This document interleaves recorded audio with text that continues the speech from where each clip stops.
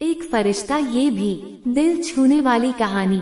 मैं कई दिनों से बेरोजगार था। एक एक रुपए की कीमत जैसे करोड़ों लग रही थी। इस उठापटक में था कि कहीं नौकरी लग जाए। आज एक इंटरव्यू था, पर दूसरे शहर जाने के लिए जेब में सिर्फ 10 रुपए थे। मुझे कम से कम 200 रुपयों की जरूरत थी।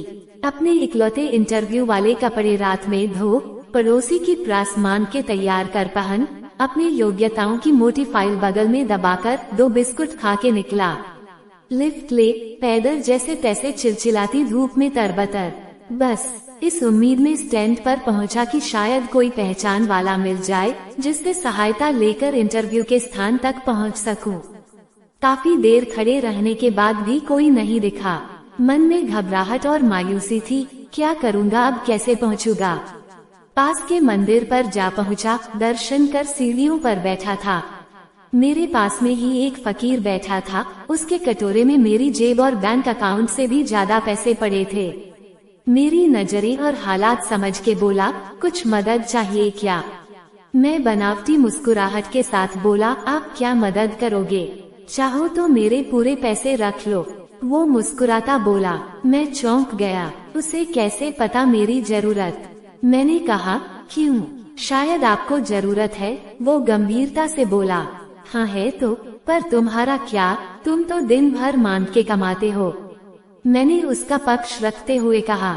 वो हंसता हुआ बोला, मैं नहीं मांगता साहब, लोग डाल जाते हैं मेरे कटोरे में पुण्य कमाने के लिए। मैं तो फकीर हूँ, मुझे इनका कोई मोह नहीं। मुझे सिर्फ भूख लगती है, वो भी एक टाइम, और कुछ दवाइयाँ, बस। मैं तो खुद ये सारे पैसे मंदिर की पेटी में डाल देता हूँ। वो सहज था कहते कहते। मैंने हैरानी से पूछा, फिर यहाँ बैठते क्यों हो? जरूरतमंदों की मदद करने। कहते हुए वो मंद मंद मुस्कुरा रहा था। मैं उसका मुंह देखता रह गया। उसने 200 रुपए मेरे हाथ पर रख दिए और बोला, जब हो तब लौटा देना।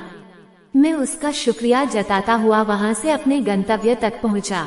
मेरा इंटरव्यू हुआ और सिलेक्शन भी। मैं खुशी खुशी वापस आया। सोचा उस फकीर को धन्यवाद दे दूं। मैं मंदिर पहुंचा। बाहर सीढ़ियों पर भीड़ लगी थी। मैं उसके अंदर पहुंचा। देखा वही फकीर मरा पड़ा था। मैं भौचक्का रह गया। मैंने दूसरों से पूछा, ये कैसे हुआ?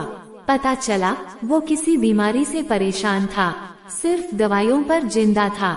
आज उसके पास दवाइयाँ नहीं थी और न उन्हें खरीदने के पैसे। मैं अवाक सा उस फकीर को देख रहा था। अपनी दवाइयों के पैसे वो मुझे दे गया था। जिन पैसों पे उसकी जिंदगी का दारोमदार था, उन पैसों से मेरी जिंदगी बना दी थी। भीड़ में से कोई बोला, अच्छा हुआ मर गया। ये भिखारी भी साले बोझ होते हैं, कोई काम के नहीं।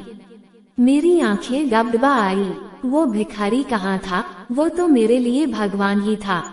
नेकी का फरिश्ता, मेरा भगवान। मित्रों, हम में से कोई नहीं जानता कि भगवान कौन है और कहाँ है।